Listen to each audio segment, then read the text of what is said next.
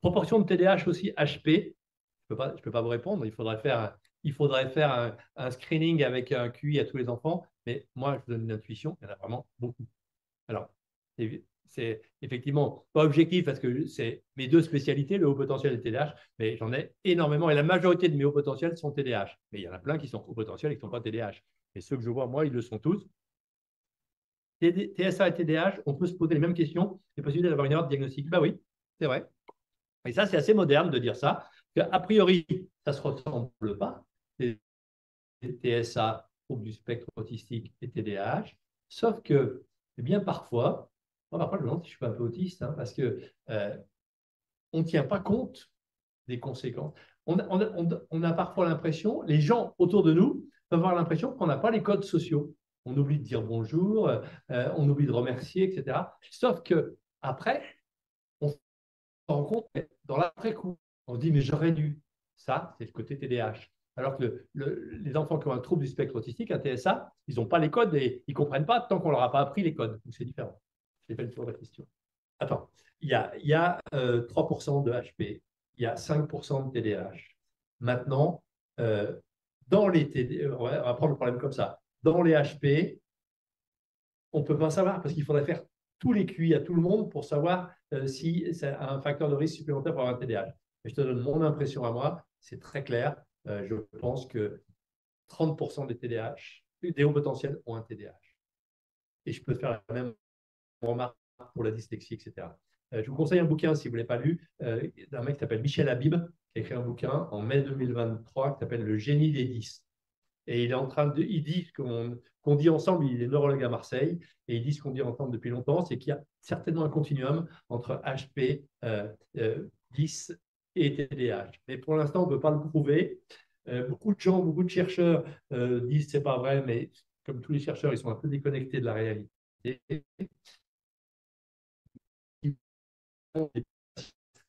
C'est pas possible que j'ai de jeunes qui cumulent le haut potentiel, les 10 et le TDAH. Et souvent, d'ailleurs, ils ont les trois. Donc, je ne peux pas répondre à ta question sur le ratio, mais je peux t'assurer que oui, il y a il y a un ratio plus important de coexistence de HP et autre chose.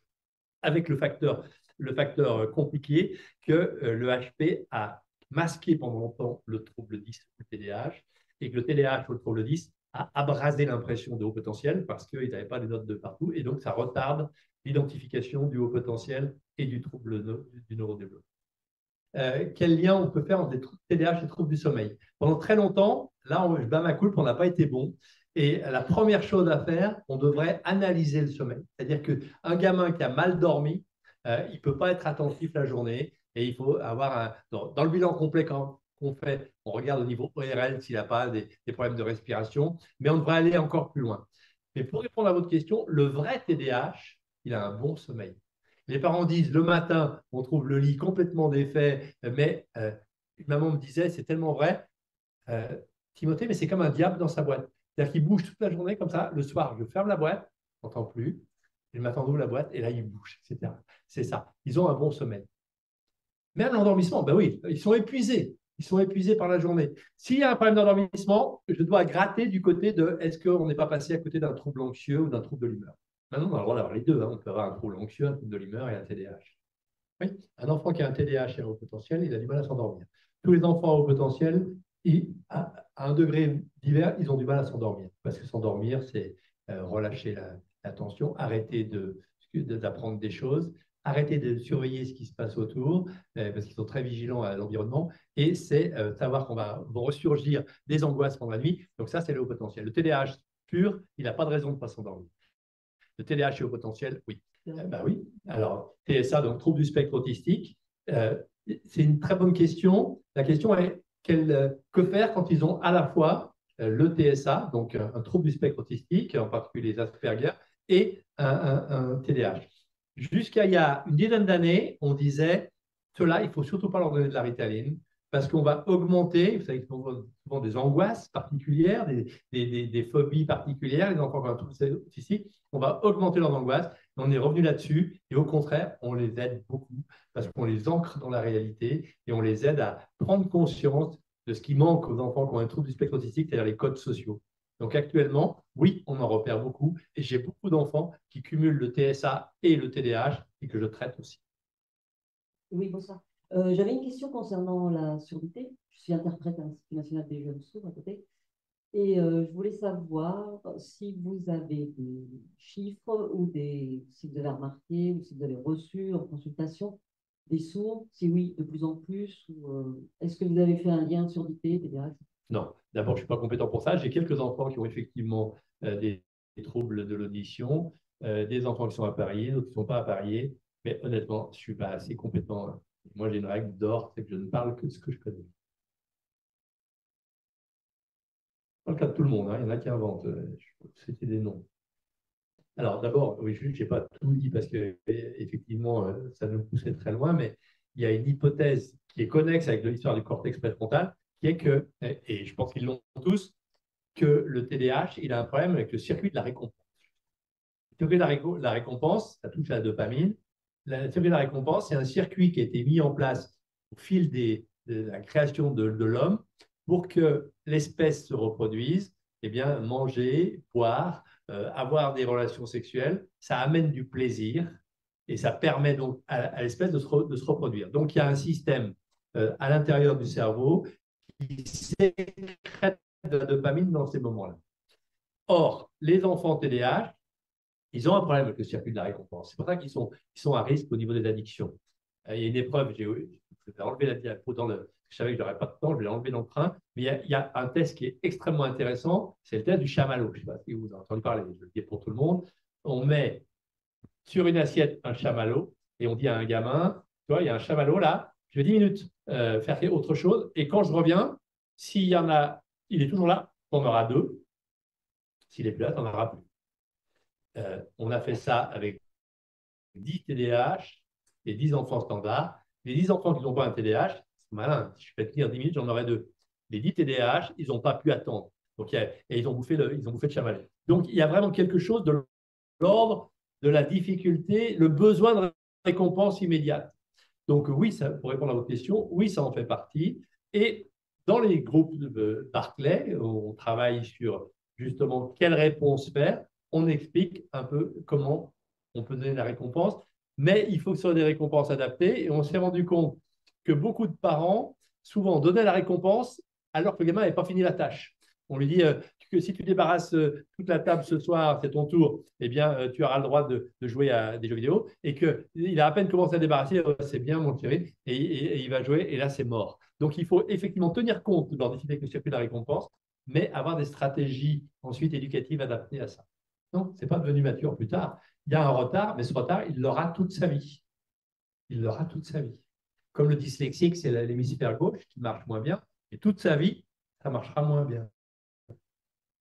Le dyspraxique, c'est l'hémisphère droit, toute sa vie, ça marchera moins bien.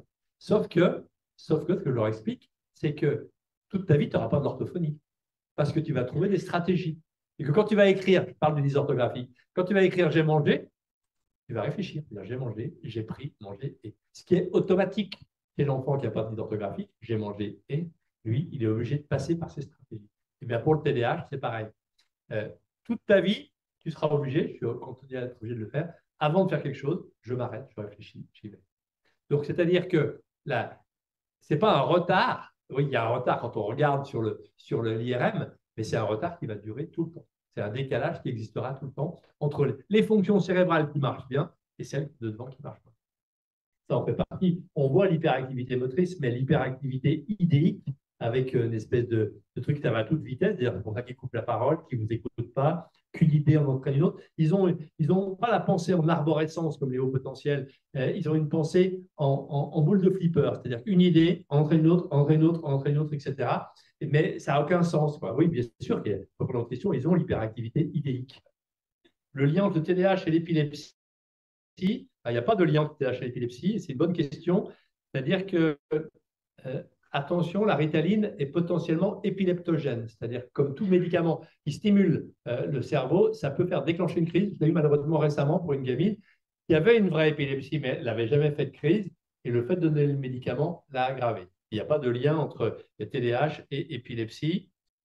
Accompagner son enfant quand on a des moyens financiers limités. Ah, il y a les CMP, hein.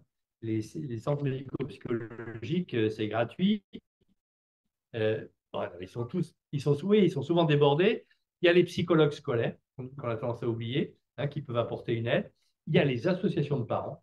Hein, l'association TDAH Partout Pareil, elle est remarquable. Hein, et il y en a dans votre région, 73, 74, et vous allez voir ces associations, et ils font des organisations, il y a des rencontres, il y a des cafés, il y a des conseils aux parents, etc. Mais effectivement, c'est compliqué parce qu'il y a quand même pas mal de soins qui ne sont pas remboursés. Alors, là, par contre, je suis moins optimiste. Il y a une errance médicale, il y a un manque considérable de spécialistes et de médecins qui connaissent tout ça, et ça va s'aggraver terriblement. Je suis désolé. Ça va s'aggraver terriblement parce que ceux qui étaient là la dernière fois, vous le savez, il y a eu un énorme problème de démographie médicale et qu'on est toute une génération de baby-boomers, vous le savez tous, hein, vos médecins traitant par la retraite. Moi, je pars à la retraite en juin. Donc, voilà. Et que nos jeunes collaborateurs, ils sont bien plus informés qu'on ne l'était nous, mais ils vont, à mon avis, à juste titre, pas avoir envie de travailler comme on travaille nous. Et qui veulent tous un équilibre logique entre leur vie privée et leur vie professionnelle. Donc, bon, ce qui va compenser ça, c'est le fait qu'ils ont une bien meilleure formation. Moi, je suis scotché. Les jeunes orthophonistes, les jeunes psychologues, les jeunes médecins, ils savent bien plus de choses qu'on en savait à leur âge. Ils sont informés sur tout, partout. Donc là, ça va compenser notre départ à la retraite. Mais le départ à la retraite des médecins baby-boomers, ça va être terrible. Mais bon, il faut tenir 10 ans. Dans 10 ans, c'est bon. C'est-à-dire qu'on vient de rouvrir le numerus clausus. On vient de rouvrir le numerus clausus et dans 10 ans, on aura à nouveau une population à l'équivalent en termes de quantité et qui sera bien informée. Non, pour répondre à votre question, appuyez-vous sur les associations de parents. Je crois que vous ne les utilisez pas assez. Ils savent tout.